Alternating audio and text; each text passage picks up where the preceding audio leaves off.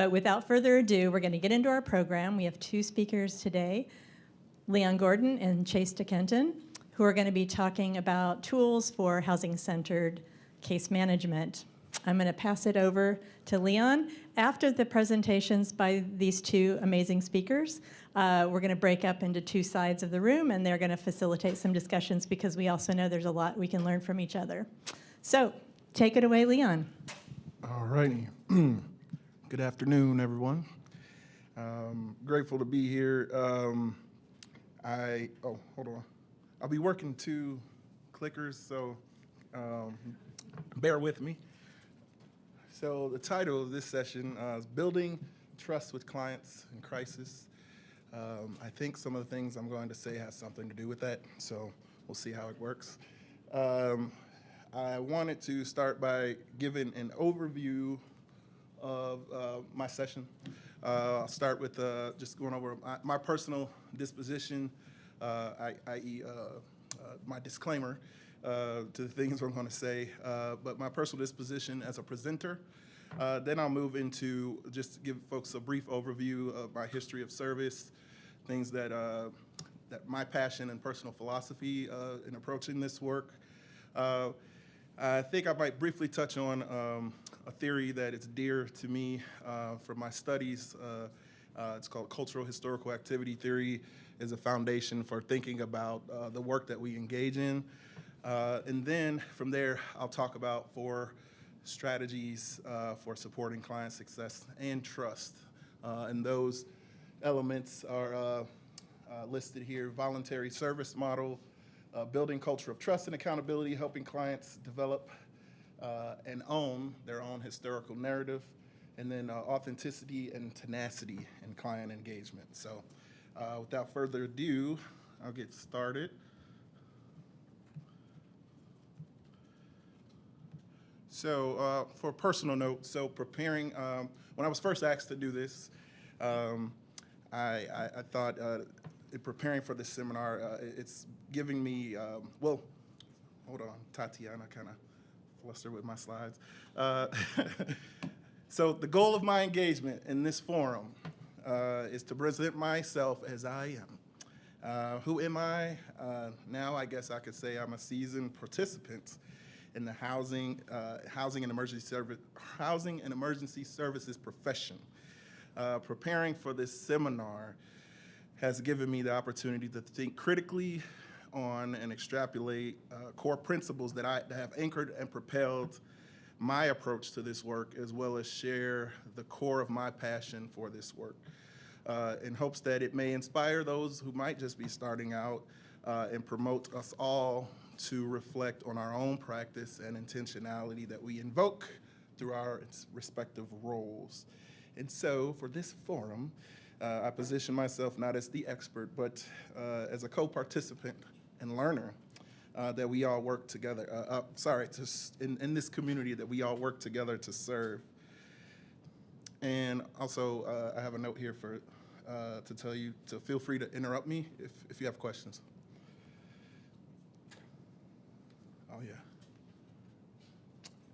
Oh yeah, sorry, I forgot to put that up there. Whew, Lord. Okay, so a bit about me. I arrived in Bloomington in August of 2010 to start my PhD in the learning sciences in the School of Education with a personalized concentration in learning, pedagogy, technology, and policy, and dismantling intergenerational poverty. In particular, my thoughts were to develop a new type of social institution that focused specifically on mitigating intergenerational poverty, a path that I'm currently escaping myself. And so the notion of Communiversity is this institution that I hope to build where we intercept government funds and do more with them than the housing authorities are doing now. Of course, I didn't even know what a housing authority was, and nor that I would work for one at the time I was making these conjectures in grad school. All I know is that I wanted a meaningful context to engage with those goals that I wanted to be involved with as a graduate student. And so ultimately, the goal was to try to one day develop a place where I can work with folks where they live to help them be supported in actualizing their potential.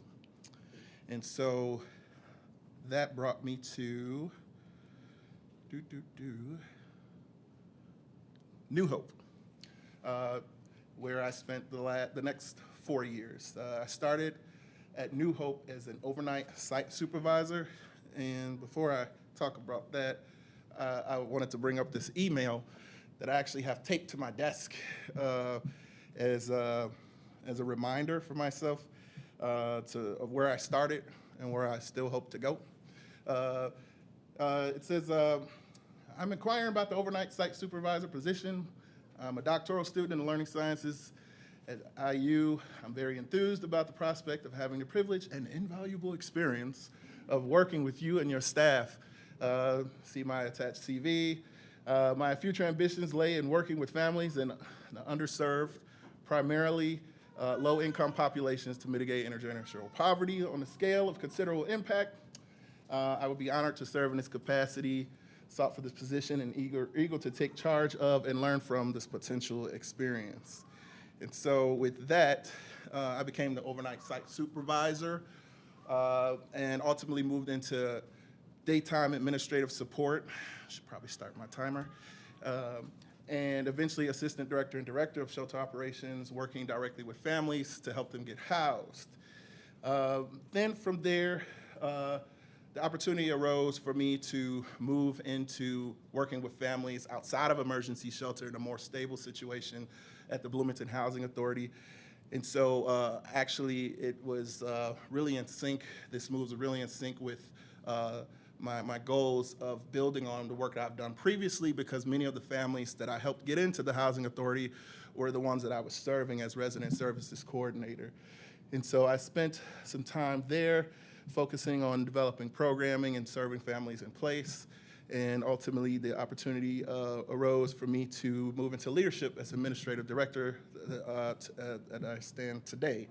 And now I'm able to influence program operations, policies, and implement and design new programs. And if you see here, this little logo here is something I've recently inserted. I was told this has a pointer, but I'm afraid I would mess it up. This community of empowerment here is something I'm really working toward, building that notion of communiversity, developing robust services in place for the people that we serve. So just a little bit about me.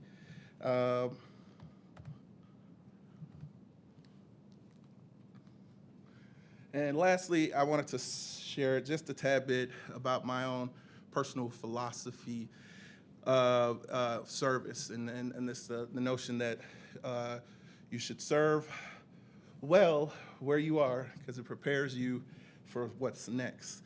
And I would say that this has been something that I carried with me implicitly, and in recent years it's been more made explicit for me. And I would say that in doing so, at each step of the way, I've been leaning on the skills and knowledge that I've developed in the prior role in ways that I didn't anticipate that make me effective in my next role. And I wanted to share this clip. I'll see how this goes, because my computer's not actually connected to this, but I wanted to share this Martin Luther King quote.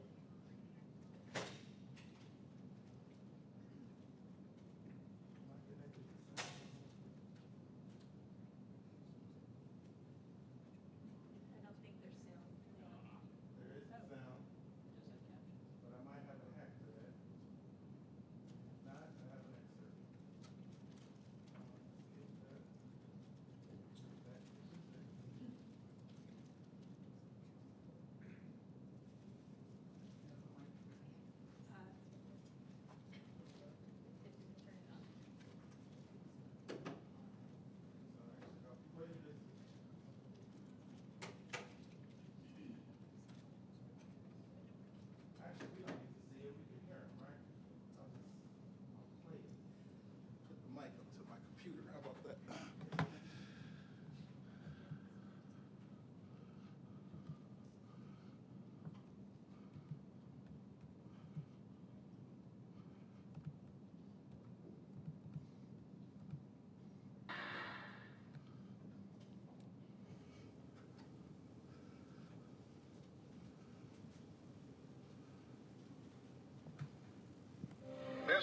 the most important and crucial period of your lives, for what you do now and what you decide now at this age may well determine which way your life shall go.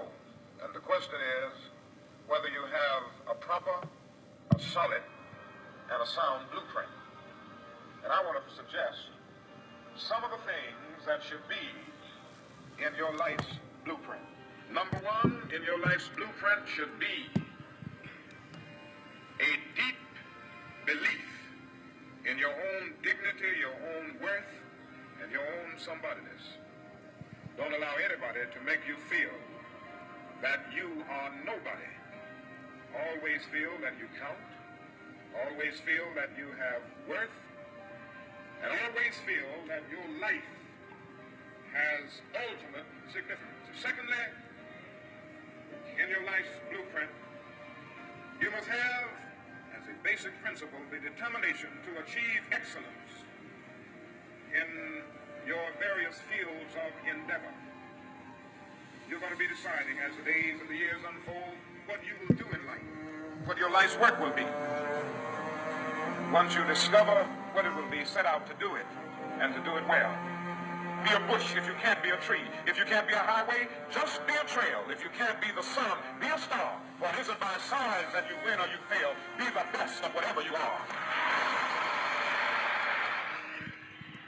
Finally, in your life's blueprint must be a commitment to the eternal principles of beauty, love, and justice.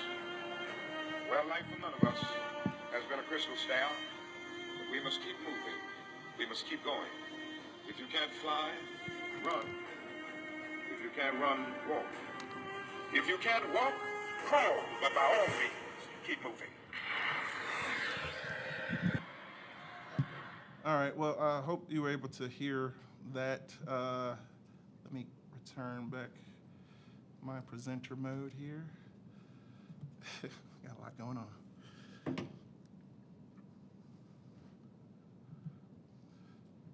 And so Dr. King also says in there, this was to an audience of middle school kids in 1967 in Philly.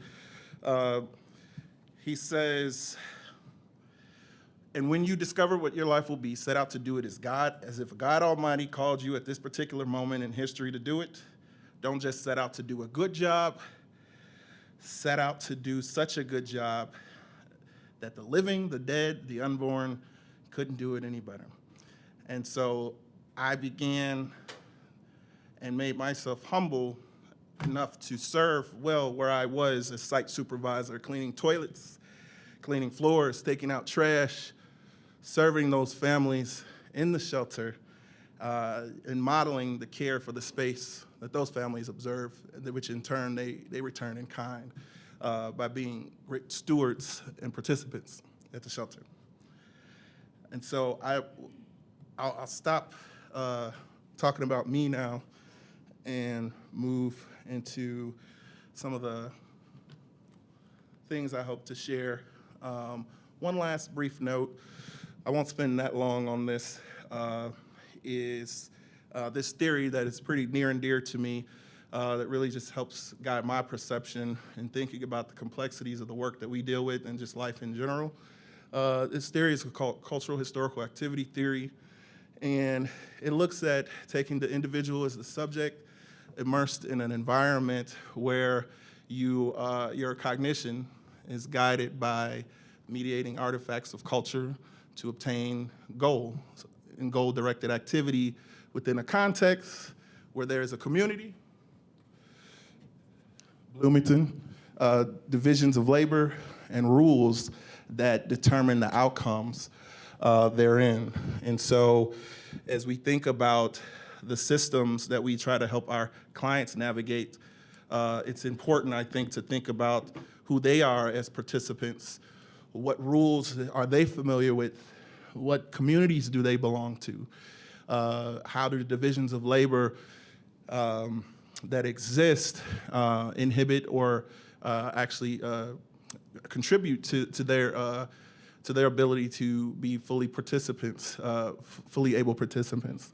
I listed just some different concepts and things that we're familiar with here that could be easily placed on the triangle, but just wanted to take a brief moment to share that as it grounds me in my thinking, and hopefully it potentially plants a seed for your thinking as well.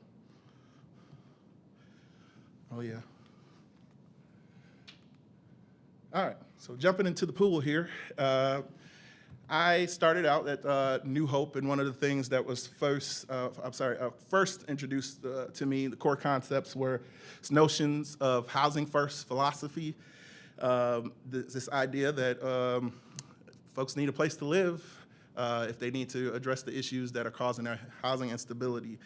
Not a focus on services first to achieve this sense of readiness, right? And one of the other things that was beat over my head was this notion of a voluntary services model. Dealing with some of the compliance work and agencies, one of the questions they always ask is this a condition of shelter? Is this a condition of shelter? And so being mindful that whatever you had to build, you had to hopefully attract the people to want to engage in what you're doing. And so, forcing programming or services cannot be a condition of a household's access to shelter. And so this became the landscape on understanding how to be an effective case manager for me in this space. And I'll talk primarily from my experience from New Hope and then moving into service coordinator at the Housing Authority. So voluntary services model is a review. Really, to me, it's all about respecting client choice and capacity. And so at program entry, as a case manager, I'm understanding that the individual has the right and capacity to resolve their own crisis as they see fit. So in theory. And so here, the goal is to respect client choice and ask them, what do you hope to achieve? I want to help you get there. Not that I have the answers, but I want to help you get there. Listening to clients' goals for themselves before inserting or interjecting your own became a foundation for me. And also what I learned is that it could reveal what it is they know or don't know about the system that you're engaged in as a caseworker. And so, and oftentimes, sorry, I'm getting ahead of myself. Helping that client understand that system became a lot of the work initially at intake. But first, I needed to hear them. And so helping the client understand the system, you are helping them navigate and how they can achieve the goals for themselves therein became the goal. And so that goal in the context of the context of the possibilities of our community, what resources we have to offer.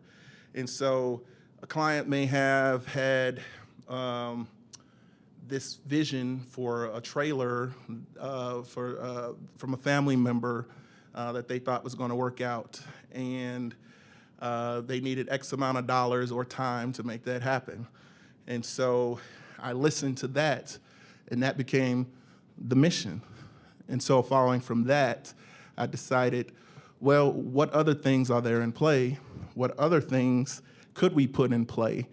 And so what I did was I unpacked what their plan is and put it in the context of the services that I know are available, whether that's coordinated entry, this list here I have here, the vulnerability assessment, the rapid rehousing, permanent supportive housing, Section 8, the criteria for getting into housing.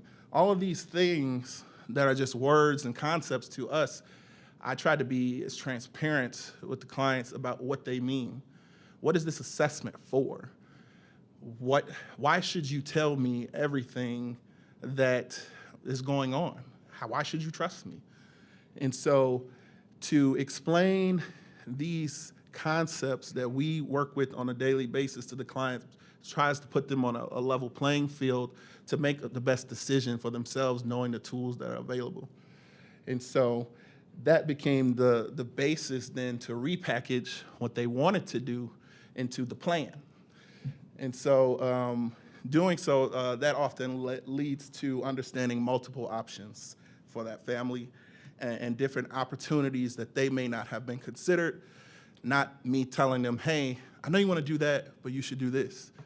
It turns into, hey, I know that sounds great, and I'm going to support you pursuing that, but here's what's also available, and maybe we should think about it. And so I'll touch on briefly lessons learned in my experience with the voluntary services model. Oftentimes, the first plan is not the one that planned out, and also helping clients understand the options make them more open to charting unfamiliar territory. And so, especially when there's a face of unexpected challenge. And rather than sitting around saying, well, what do I do now? This is what my plan was. They revert back to, oh, I remember you were talking about this other opportunity. Let's try that out. And chances are I probably already put in a referral for it. And then lastly, trusting clients to make their own choices provides the foundation for the accountability that the case manager can lean on in helping determine next steps in negotiation of goals. And so that conversation becomes, we have our weekly meetings and we have next steps identified, and that accountability, this is your plan. Where are you at? How can I help? If it doesn't chart out the way they're hoping, I don't say, I told you so. I said, well, maybe we can redirect and double back this way or that way. And so also, though, remembering and helping to empower them that this was your choice. This is what you want to do.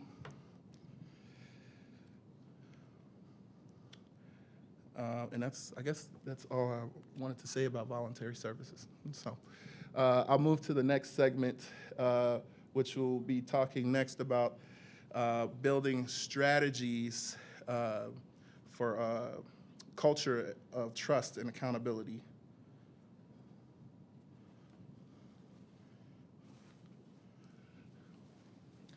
So what does that mean? What does that mean to me?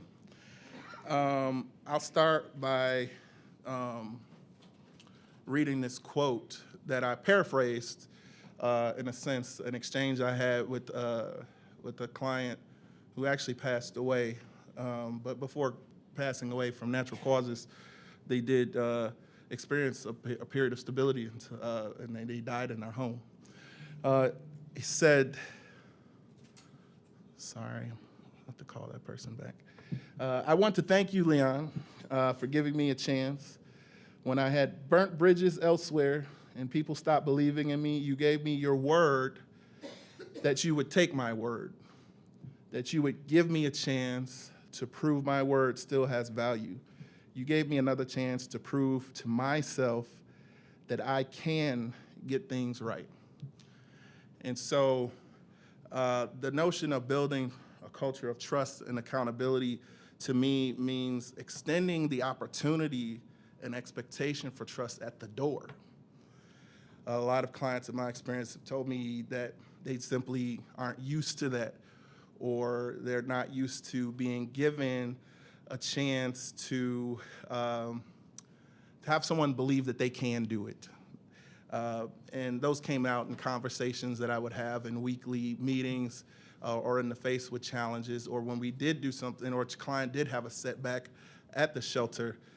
And my acknowledgement was that, hey, I understand people make mistakes, but that doesn't mean that that mistake defines where you're going. And so I had this expectation for them to win.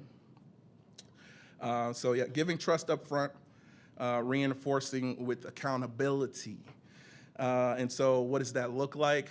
Again, that's in the context of voluntary services. They choose their path with your help and support, and also using that goal to remind them that their diligence impacts others that are waiting to receive the same help.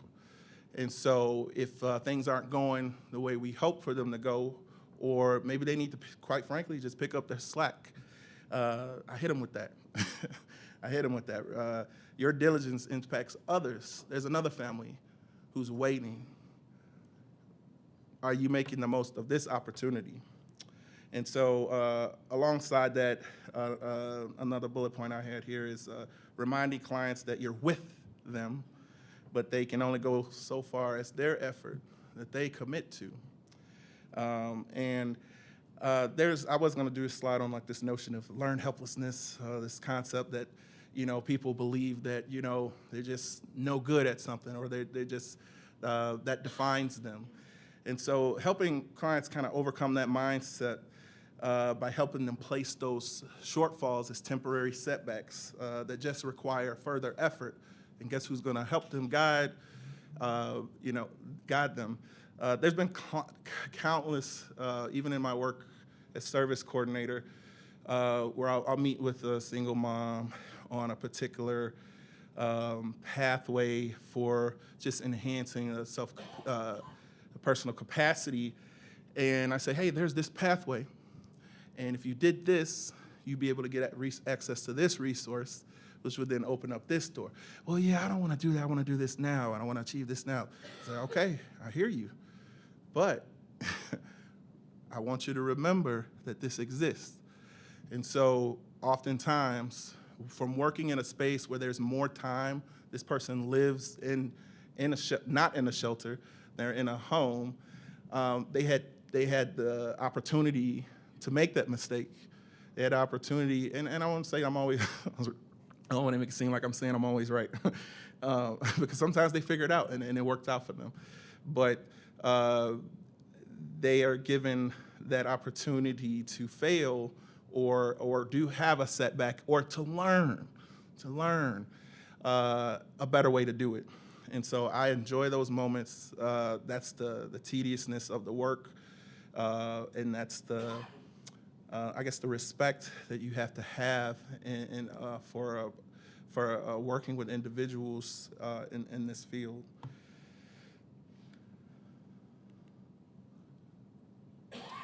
All right. Helping clients develop and own their own historical narrative. What does that mean? What does that look like? Well, I'll talk about this. So writing is like one of my superpowers. When I think they have this saying, the pen is mightier than the sword. And I think a great case manager recognizes that and uses that to their advantage. And so I say, unpack the power of the pen is critical. And what does that look like? Well, when I got clients in shelter, one of the first things that we did at our core meetings was to unpack their narrative. Why did we do that? Because at the housing authority, where we were trying to send people often, shelter that was affordable with a safety net, and maybe often lower barrier than some other units in town, we're going to mimic that process that's going to determine whether or not they get in there. And the housing authority, we would ask for 5 years of rental history. And believe it or not, sitting down to do that, some of those meetings would go on for maybe an hour, maybe more, potentially.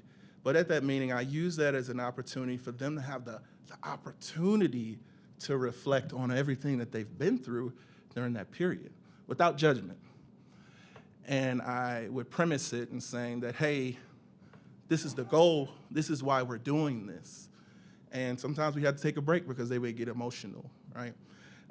But it was important to chart the path, making sure I got the story right.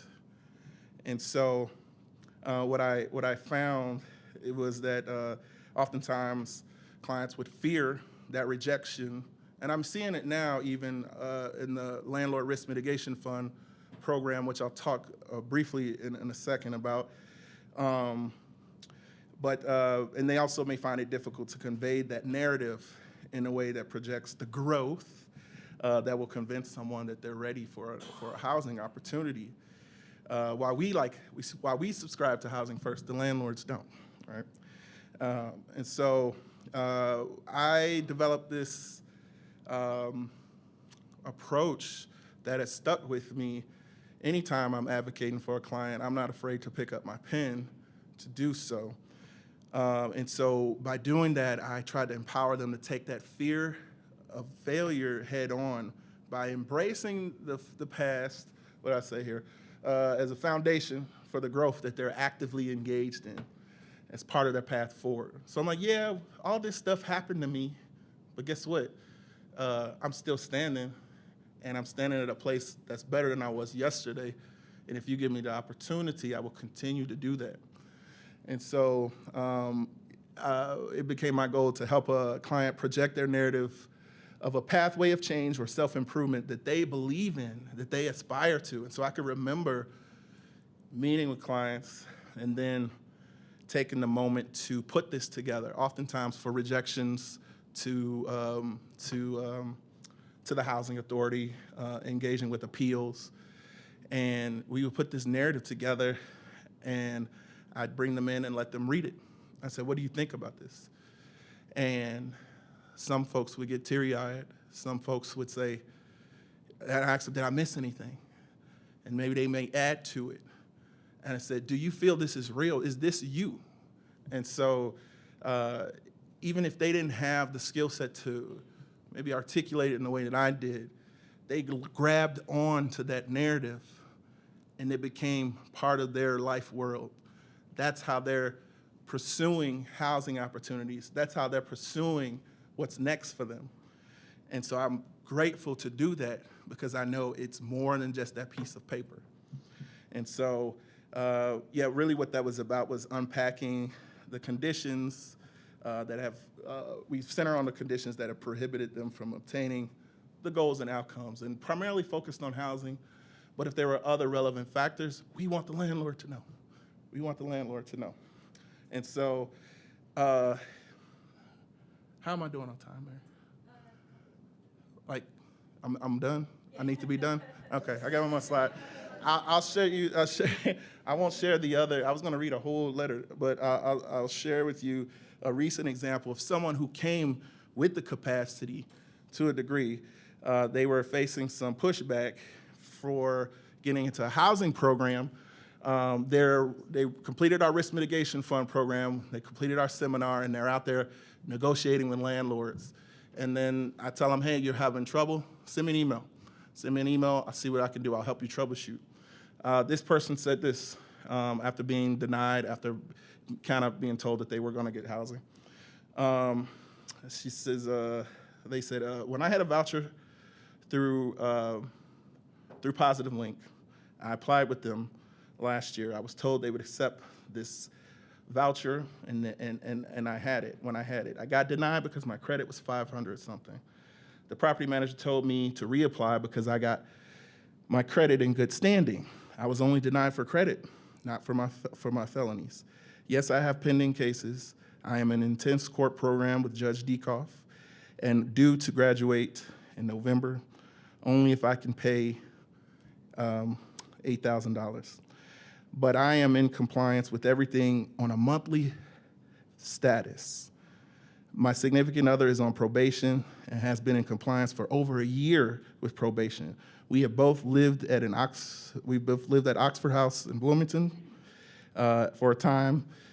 We are completely self-ran. My last charge was over 5 years ago, and it was possession. I will have 5 years clean in July. I have custody of my oldest and joint custody of my youngest. I work full-time. I'm a supervisor of an establishment in Bloomington. My significant other works for a union job and also is enrolled in classes at the local community college. Yes, we have had drug problems. We've turned our lives around. I never in my life have been evicted from anywhere. I'm sorry, that's a lot. I'm just super frustrated.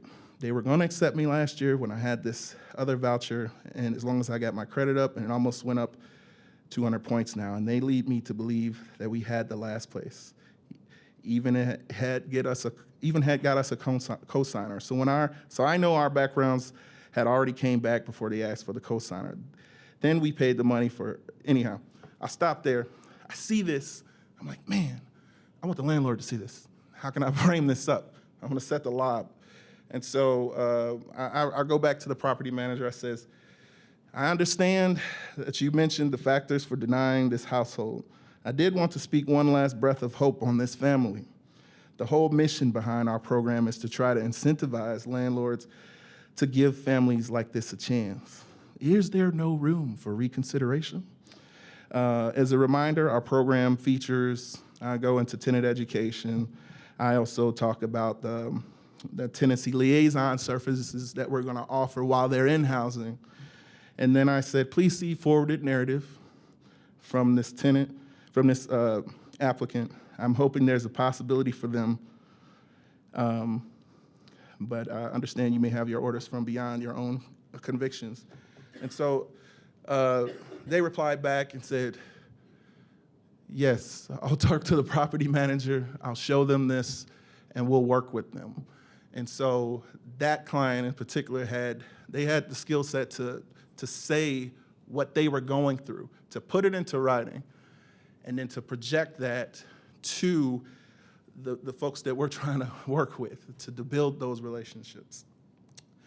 And so I'll say this last thing, because I know I'm out of time. The last slide was about authenticity and tenacity and engagement. One of the things that I did, and I put that little picture of the dude underwater, because once you dive in, you're down there, you're in the field exploring all these pathways. Do your best to learn as many services, many pathways. It may be something you have no clue, you've never heard of it. I was never afraid to walk those individual pathways with the clients because they added to the things I was able to do later. And so someone in our community knew how to do them. So I say, as a piece of advice, never be afraid to chart new pathways. Go where the case leads you. We recently had to attend to establishing guardianship for a senior who's just not able to attend to their personal affairs any longer. And we did so with the family. And now we know how to do that. The same difference, a family that needed, oftentimes I see this, K through 12 education, someone maybe falls off the radar after high school and never receive the services they need. Well, if they're not diagnosed by a certain period or they don't have these formalities, you have to go through all these hoops. And so build some new connections, talk to some a different agency. And so, yeah, if anyone needs help with that, you can ask me later. But basically what I'm getting at with this slide is I always treat the case as if it's your family, somebody you knew, someone that you care about. Give it the utmost, give it all you got. Your mother, your brother, your sister, your grandmother, you're somebody in need. And so with that said, yeah, that's me. And that's it's the work that I've been involved in, and that's the tidbits of advice that I would say that I hope to share through this forum. So thanks for having me.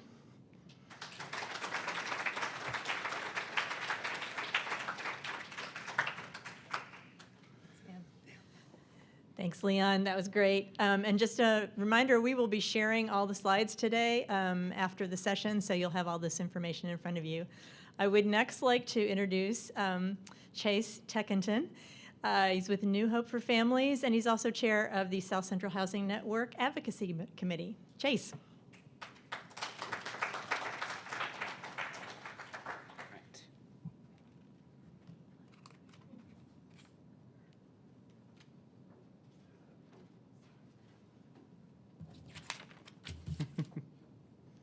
Thanks, y'all. Thanks, Leon.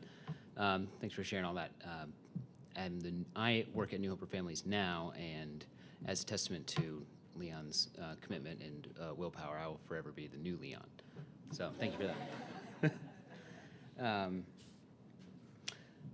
me get these slides up here. I'm sorry for the break.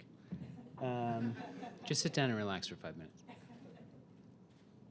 I want to talk to you guys a little bit more about case management. Leon has given us a good, charted a good course for voluntary services, for the kinds of ideals that we espouse and the hopes that we have to do really good relationship building and have really positive experiences with people.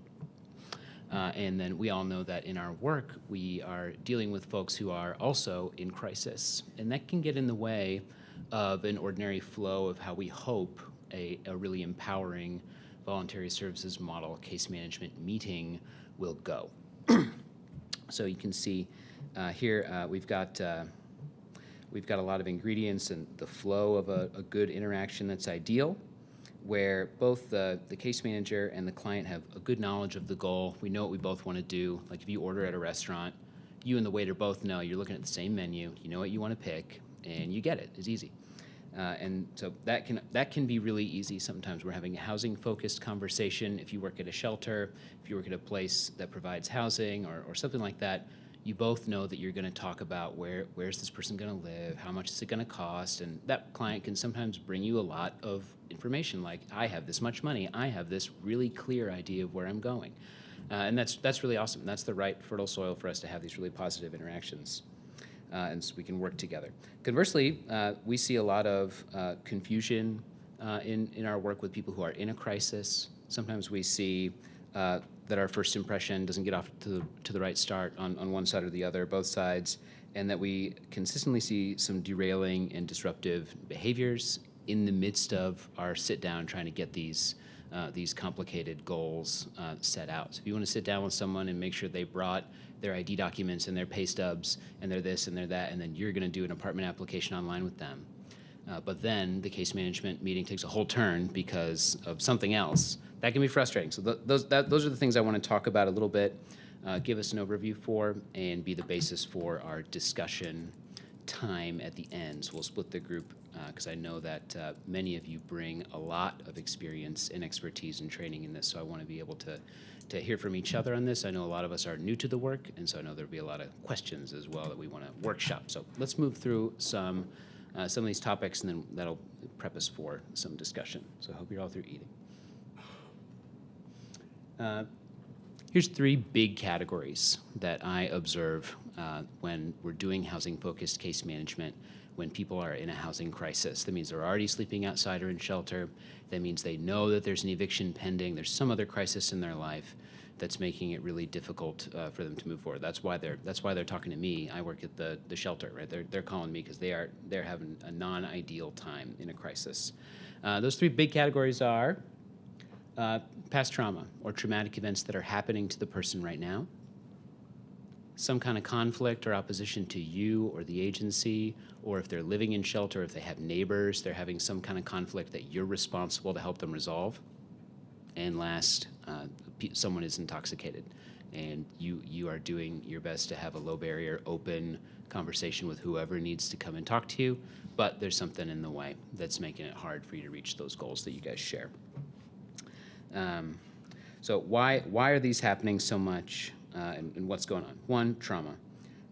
Trauma has a lot of different definitions and has a big scope as an idea, but I think it's easiest to think of trauma as a situation where you feared for your life, or you feared for someone's life that you're responsible for, or something really close to that. That's a traumatic experience. There are many other bad experiences, and there are many experiences that you might think like, well, that wouldn't be that traumatic, that still carry that load for people.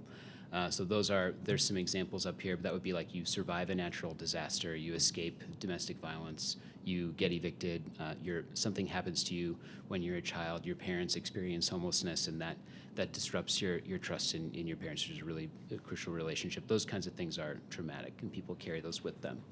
Just an example of how this can affect people. Even one of my friends has a dog that when people come in during the pandemic and they are wearing a mask, the dog gets defensive and growls and is mistrusting. So there's something that happened to that dog with somebody with a mask on that makes it automatically be whatever the ingredients are in this situation are like this really bad thing that happened, and so I've just got to be on guard. So how much more can a complex human brain do that for us? That's our body and mind protecting us from those things. So when people have trauma, and the people we're working with do, expect that you're going to get some reactions like that, and it's up to us to prepare for that. So trauma is the first one, and probably the one that's just going to time and again drive people's anxious responses and things like that. The second one is conflict. If you're in charge, if you enforce rules, if you gatekeep access to things that people need, then like bus tickets or showers or shelter or housing, people are going to bring conflict to you. It's just going to come with the territory of you being responsible for something that's really important. And it's going to come to you right in the case management meeting. So that's what I mean by conflict. Somebody has something that they're bringing to you they want you to fix because you're in charge and you have the power. And then last, intoxication. It's super common because when you're in crisis, you cope. And when you're in a really, really crazy crisis, you often cope with, it's understandable that people cope with really powerful substances to cope with the really powerful traumatic events that are going on. So not a judgment call of whether it's right or wrong, but just an acknowledgement that that is what people do because it makes sense. And that will be part of your work. So first I want to talk about trauma, anticipating that that is going to be a big part of people's story. We want to know about it. We want to invite people in. We want to anticipate that they've probably been traumatized in some way. So get a realistic picture of, I think there are a few tips here to begin with. Get a realistic picture of how you're perceived by clients and what your role is. Are you a formal person? Are you in charge? Are you the boss? Are you an authority? Are you informal? Are you friendly and inviting? Are you somebody who, are you an administrator? Are you a direct service worker? Are you doing street outreach? What's your role? How do you want to be perceived by clients? And then consider, what are you projecting? Are you projecting that to people? In my role, I have a mix of authority, but I also do direct service case management, and so I am trying to project both of those things to people that when they come into the office, they know this person is probably in charge. Also, this person is not some unapproachable suit either that I can't tell anything to or I can't open up to. So that's a balance that we're trying to strike. And that means people are just going to have a natural way of engaging with you based on how you present yourself. So consider that. How inviting are you being? How authoritative are you being? And how do you want to handle that? So some tips, consider your clothing, your workspace, the choice of words when you communicate, but also be free because you can only be yourself, right? You can only really be who you are and the resources that you have and the role that you have. So just own who you are in your role and manage expectations for that.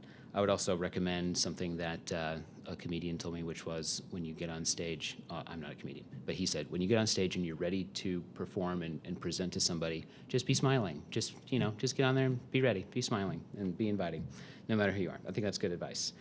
So some other things here with trauma, I want to talk about just some tips for planning your physical space and your conversations so people feel safe and welcomed and focused. And that's going to make it easier for you just subliminally to make it so that you've got less, you're not triggering so much trauma. So those tips can be very, very patient and a good listener and reflect back what people are saying and affirm them. Somebody tells you this and this such event occurred, you say, am I getting this right? Sounds like that happened. That's all. It's easy, no judgment calls about what happened. Just make sure that people know that you are tracking with them. Then avoid telling people that was really bad, or that sounds really great, or wow, that must have been really depressing, or something like that. It's natural to go in there and say that sounds hard, but that sounds hard might be the most intense way you could express that. Try not to tell people that their traumatic experience was super bad. Maybe they perceive it as not that bad, and you telling them that is really bad could make them file away something that they had processed really well back and suddenly feel ashamed and scared again. So be careful about what you reflect back, and you could rephrase with questions. You could say, was that, how did that affect you? Or that, ask people how they perceive their traumatic experiences, or just the crisis that they're in. That can be a way to engage people in crisis without making them feel bad about it. And then affirm the work they've done so far. Even in your first interaction, you can tell people things like, wow, it sounds like you have already done this, this, and this before you even got to me. And that's really great. You are calling me, even when people call the shelter and I'm telling them, like, you live in Chicago, but but it sounds like you have already done the things that people do who get out of this crisis. So keep on working. I know it's not fast enough, and I know it's not soon enough, but you're doing the right things to be proactive and call me. If you can even affirm the smallest things, it can be a powerful and encouraging thing. And especially if you're going to maintain a long-term relationship with somebody, starting there can be really powerful. Under promise and over deliver to build trust. It's easy in our agencies to tell people what we wish was true, what we think that they hope is true, like, well, we'll take care of that, or we'll do this, or, you know, we'll make sure that doesn't happen ever again, or we'll keep you safe, we'll do this and that. But be careful instead to underpromise and not encourage people by telling them things that you might not be able to deliver.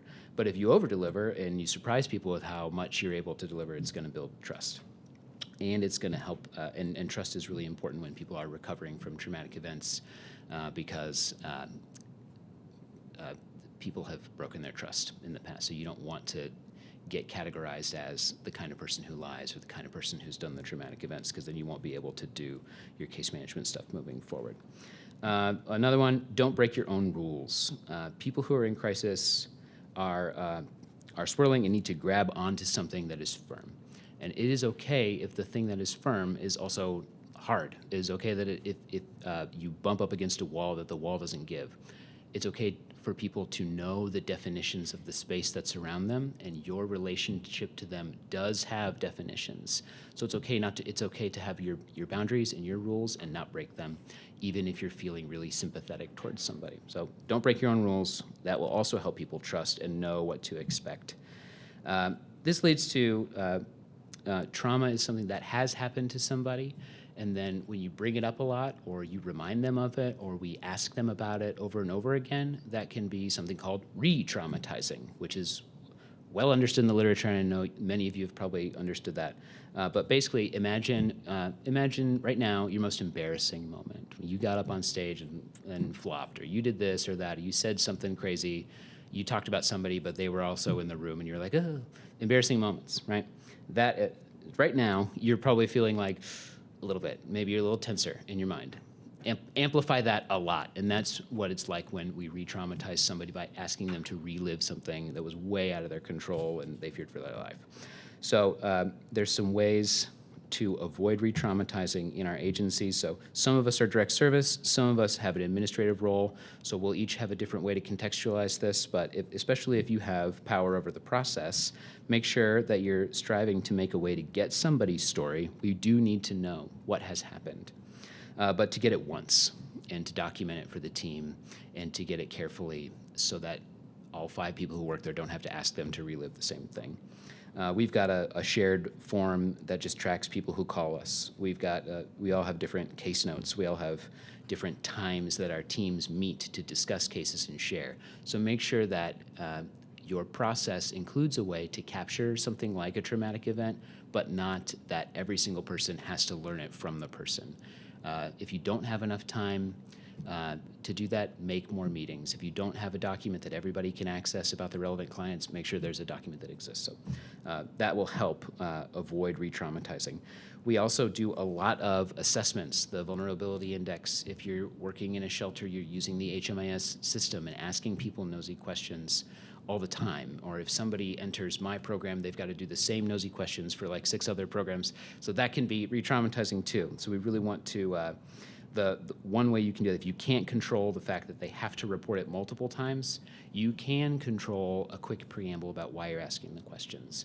You can control a quick preamble like the vulnerability index. You can say, this is a series of yes or no questions. All you have to do is say yes or no. You don't have to explain it all. You don't have to tell me everything. And this is the purpose. This is why we're doing it. This is why I want to help you in this way. So just prepping people that they don't have to overshare. You're not trying to dig in. You're just trying to get this thing done. Can be a way to help people keep their private life private and not feel like they need to overshare to get more resources or things like that. And then that will help you not re-traumatize people too. And then in your canned things, like in the vulnerability index and in VS-PDATS and in HMIS, it has questions like, do you have HIV or AIDS? Boom, you have to say those words. Or do you have an addiction? Boom, this is the yes or no question. But they ask them in a brick of like 10 questions. So you can do small things like start at the least intense question, which is like, do you have ADHD?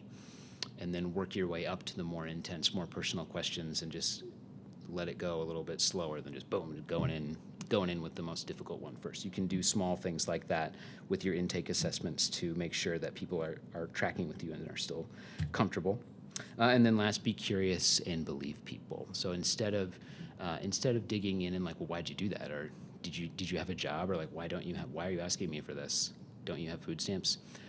You can ask people in a curious way, like, oh, tell me more about that, or tell me more about why that's happening, or and people can smell that. People can see the difference between an accusing question and that puts them on guard, and a question where you're genuinely trying to understand what's happening. So those are some ways to help people who have all been traumatized feel comfortable with you and be clear about who you are and why you're trying to help them. It'll usually present as, anxieties will present as barriers to your goals. People won't want to follow through on this. They won't want to do that apartment complex because somebody they know lives there. They won't want to enter shelter because they've got their service animals. They won't want to do thus and such because something serious happened that's a real barrier that we need to know about and help them overcome. So that's going to mean that in your case management meeting where they brought their IDs and their blahs and you want to do an apartment application, you've got to address that. That's part of the work. It's not something you have to like get over or like excuse so that you can get back to your goals or whatever. It's part of helping them move forward. So find ways to stop and talk about the barrier. Like, why is this important to you? Why is it important to you that we not apply at this apartment complex? And give them a chance to explain what they're worried about, why it's real, and unbundle it. This is important for conflict resolution too. We had a client that didn't want to move somewhere, and we were like, this place has already accepted you, they're ready, but then they revealed to us that their abusive ex lives in the same apartment complex, and we said, you are going to stay in shelter longer, but we understand and we're going to keep working. Okay, so this is a way, and now that person who was traumatized continues to have trust with us, and we really are going to move forward instead of forcing them into a situation where they're going to have another traumatic memory of what we did. So those are some things. And then while you're talking to somebody about anxieties, it is okay for you to help them ask, is that real or not? Is that a real fear? Is there really a shark fin, or is it just water and water makes you think of sharks? Which one is it, and help people work that out. Ultimately, you got to believe them, take their comfort level, but you can challenge people's worries when they're voicing them, and help you and them both understand what is really worth being anxious about, and what is really triggering, and what is something that you can help them talk through. Okay, and then reaffirm what your goals are and move forward with the goals you guys have. Moving fast here. Conflict and volatile interactions also get in the way. Our personal physical safety and our sense of self-worth and our sense that we are in control and our sense that people respect us are important to what we do. And people will trespass those a lot because we did something that made them mistrust us or afraid. We did something that made them think we don't really have their back, or we did something that people perceive as unfair. We treated somebody else in a way they perceived that they didn't get to be treated. Somebody else got some access to something they didn't get. So, so if you are in authority over like a shelter or enforcing the rules, or if you have access to the stuff and you are dishing it out and people feel like they didn't get proper access, people are going to bring that to you. And if people don't feel safe in your space because there's somebody else in the space, another client is threatening them or makes them feel uncomfortable, that's also going to come to you too. And it's going to come to you in the context of your meeting where you had planned some goals and now you're talking about this. So we got to anticipate that that's going to happen. And then when we have conflict and opposition, we're going to have to help people calm down and de-escalate that a little bit. So some tactics to do that are generally, for both of these, you've got to plan and you've got to prepare and then let it happen. Okay, and sometimes you're going to be able to get to the end of the case management meeting with the goals you wanted. Sometimes you won't, and that's okay. But if you are caught flat-footed, it's going to bowl you over, and it's going to lead to mistrust between you and the client. So some things you can do to plan your physical space for trauma, for intoxication, and for somebody who wants to get loud and scream at you or voice all these problems or have some kind of disruptive or derailing behavior.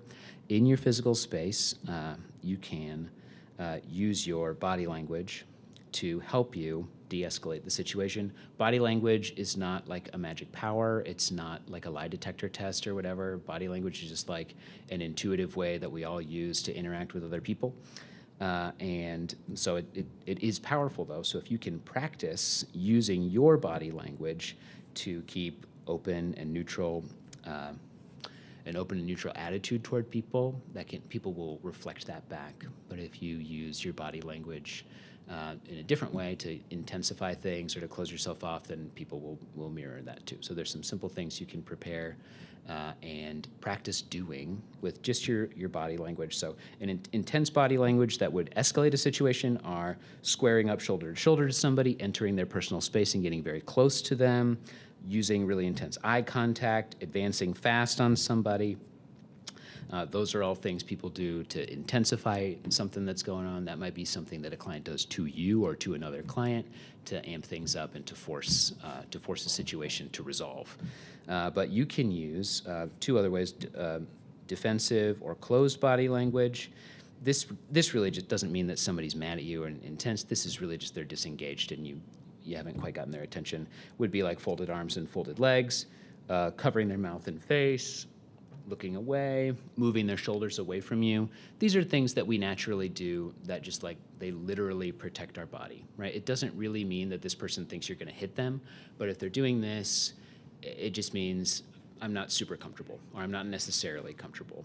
Or if they're folding their leg or if they're moving away from you and giving you all their hard places, that's just their subconscious mind saying like, you better be ready. Okay, so if somebody's giving you that, you can respond with facing them with your arms straight down or your legs unfolded, or to move toward them a little bit, or to advance your elbow on the desk and lean in to welcome them back into the interaction. And that can help people give you that kind of open, loose, ready body language. That all it means, if somebody's covering their mouth, it like doesn't mean that they're lying and like covering up their lie or whatever. It just means that they feel like there's something going on that they're not quite ready to say fully, and they're just preparing. And then open, relaxed arms, normal eye contact, leaning in but not squared, palm up hand gestures where your hands are open and revealing, slow speech, pauses for thought, and deep breaths would all be the kind of like place we want to be. So even when somebody is giving you intensity and giving you a disruptive behavior, you can respond with those kind of open, calm, loose posture and body language that will, at least at minimum, confuse their effort to intensify the situation. It will make it so their body's like, oh, maybe things are fine. I think everybody else looks fine. I went on a sailboat once, and it tips because it just tips because the wind is blowing it. And I was so not comfortable with this. I'm like up on the tippy upside, like on it.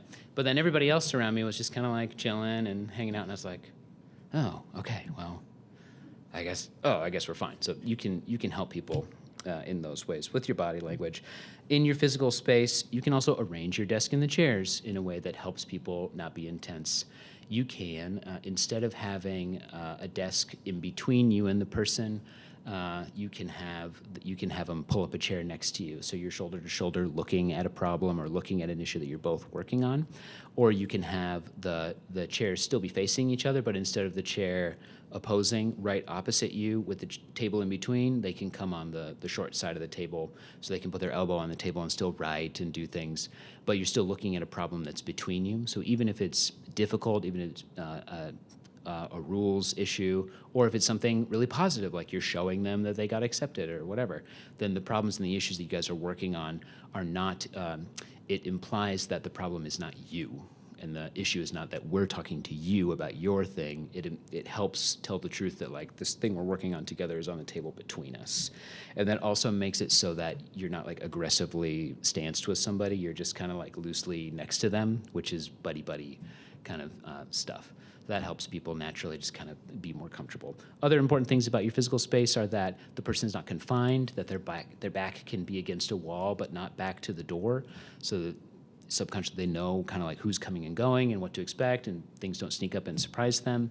Many of our clients have been in institutional situations where they are confined and they can't get out, so make sure that you've got that their path to the door is not impeded by like your desk or a whole bunch of other stuff. These are some natural ways that we can help clients feel safe and know that they're in control of where their body is, and then when their body's sitting with you, that you are not an opponent either. And then last of all, you want to make sure your space is safe for you in the same way, that you're not pinned back in your office for an intense confrontation that could arise, that you also feel safe. It's going to help you feel relaxed and not cornered by what's going on. It's going to help you stay open and welcome people into what you're doing. So those are things to do with your physical space, with your physical body. Moving quickly here, let me get these. The other things that you can prepare and practice are the words that you're going to say to begin certain kinds of sessions. Your first interaction with somebody, how you answer the phone, what questions you're going to use to draw out what is happening. Practicing those phrases is really important. It's going to give you a good first impression. It's going to get you the information you want, and it's going to help you stay in control of the conversation, which if somebody is in crisis and you are responding to that crisis, they want you to be in control of the situation, or else they're going to just flail around and be like, can anybody even help me? You can help them. So phrases like, tell me what's going on, just opens it up and you can get whatever they want to tell you. Phrases like, I'm going to ask you some questions now. Phrases are when somebody comes into your office.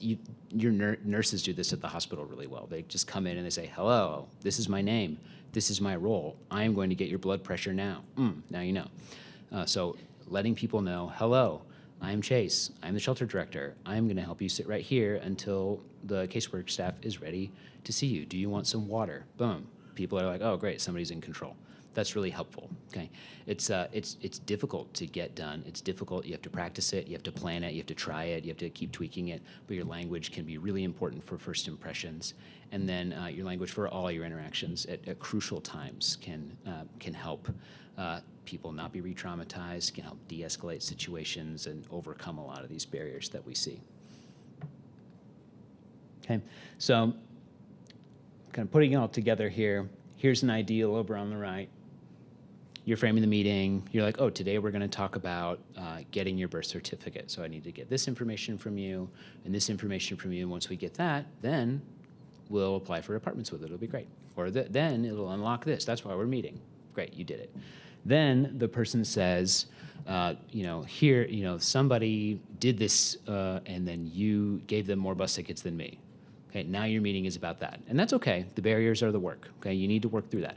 And then you overcome that, you reframe, you help them understand why you did what you did, or you say, oh yeah, you're right, do you want some bus tickets too? Or like, that wasn't right.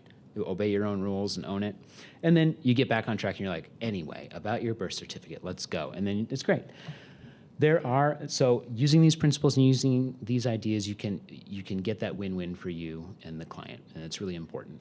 The important foil is, we can't be people who say, you know what, I can't deal with this today, and you're too much, so bye. That's not our disposition. That's a luxury that other agencies have that don't deal with people in crisis. That they're just like, you know what, our job is to serve sandwiches here, sir, and if you're going to yell, you lost a privilege. That's fine, but that's not what our agencies are here to do. Sometimes, though, you can't overcome the barrier, and that is also okay. If somebody is too intoxicated to consent to enter into this important conversation with you, it is okay to know that and try again next time.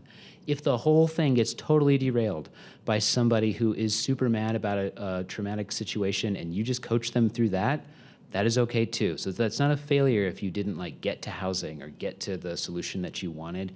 And it got derailed by these kinds of behaviors. It's not like, well, maybe I need to adjust the height of my chair, and then, or I crossed my arms, so I know I failed. No, so it's okay. It's okay if we get into the meeting and the person just has too many other barriers going on. You address those barriers because it means that the next time you meet, then you have a way better chance of getting the housing result that you want. And try again next time. So even that, it's not a failure. It's just an opportunity for you to continue to build trust and do the things Leon was talking about, helping people work through their story and helping build that with folks so that they can go with you. So a couple last things. So prepare and practice what you're going to do, what you're going to say, how you're going to act. That's general. And then really specifically, if you know you're going to enforce a rule in a situation, talk to one of your coworkers or yourself about what you are going to say and exactly how you're planning to say it. And it astonishes me how many times I go into a situation like that to tell somebody that this is the rule and they broke it and this is the consequence or whatever, and I did not anticipate at all. I did not give myself any time to think, what are they going to say when I say that? What is their excuse going to be? What kind of thing are they, generally you can anticipate quite a lot of what somebody might say in response to that. So we had a mom who was smoking in her room. So I talked to her about that. And instead of just going in and being like, I will kick you out if you do this again, which you can literally do, I said, you are smoking in your room. I don't understand why you're smoking in your room. So I got curious and said, why are you smoking in your room when you could smoke out here? I don't understand that. And she was like, well, it's winter, Chase, and it's cold outside, and I do not have a winter coat. And I was like, oh, okay, all right. Well, let's get you a winter coat, and then we can do that. And she was like, yeah. So we did that. So that's an easier example than some of the rules that we enforce. But you do want to know why somebody's breaking the rule and try to overcome that. That's personal, and that was something that that I thought was probably true, because that was true with another client earlier. So I was like, I'll bet they just don't want to go stand on the porch because it stinks. So you were able to, you can prepare those ways, and then react with patience and stay focused, and then let it go if it didn't work that day. And keeping that relationship is more important for this person's overall progress in your case than getting the thing done on the day that you wanted to get it done, enforcing it. So just know that even when it doesn't work, you're still doing really good. You're still doing great, and you're still getting in there and being proactive and helping people. And even if it doesn't go the way you thought, that's still really positive, and you should keep doing that. So those are my my big thoughts for us. And I'd like to split the room down the middle and get some discussion going about these topics. Again, I know there's a lot of expertise and a lot of novelty in the room, big mix. I also know we have a mix of roles of people who are just direct service, people who are just administrating, and people who are blending. And we have a mix of different kinds of clients, but I know all this stuff is coming up. So we'll split right down the middle. Leon is going to take one half of the room, and I'll take the other half of the room and facilitate these questions. And I want you guys to share what's important and what you think, and share questions that you have about these topics, and maybe share some quick stories with people about how it worked or didn't work. All right? Let's do it. I wonder if we should scooch the tables. I would say people can just pick the middle table and bring your chairs around. Okay, let's do that. Thanks, you all. And then Oh, yes. yeah, thanks. We are at 1:30, but anybody who can stay for this discussion, I hope you do, and we'll take 15 minutes for that with the facilitated discussion. And if you can't, we understand. Thank you for coming, but hope you can stay and have discussion with Leon and Chase.